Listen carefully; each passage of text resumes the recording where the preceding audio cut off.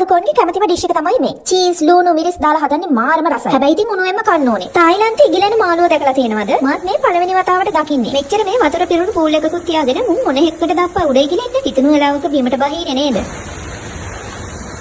අයිතියාවල තියෙන future Park කියන shopping mall එකේ තමයි අද අපි ඉන්නේ. ඇඟ පුම්බන අයියලා ටිකකගේ ෂෝ එකකුත් තියෙනවනේ අද. 6-4 අක්කලා ටිකකුත් ඉන්නවනේ.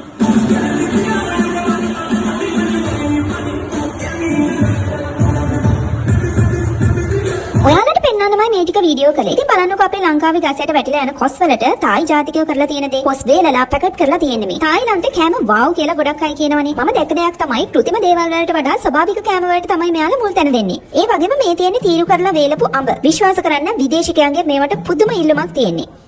එතකොට මේ කොකනට් චිප්ස් සහ දූරියන් චිප්ස් මට තේරෙන්නේ නැහැ සංචාරක කර්මාන්තේ තියෙන රටක් විදිහට ඇයි අපි මේ වගේ දේවල් නිෂ්පාදනය කරන්නේ නැත්තේ කියලා. බඩේ පනෝස්ලා බොක්සින් ගහගෙන එන නිසා ගියා ලන්ච් එක ගන්න. Chicken steak, French fries, salad and toasted bread තමයි අද දවල්ට කෑවේ. ඊට ගියාට පස්සේ දැක්කේ දොර ලොක් කරන්න අමතක වෙලා දොරේ මේ අතුර තියලා කියලා. වෙලාවට මේ පැත්තේ හොරු නැත්තේ. මගේ අවසිහියනේ ඉතින්. ආයෙත් හම්බෙමු ස්වාදිකා.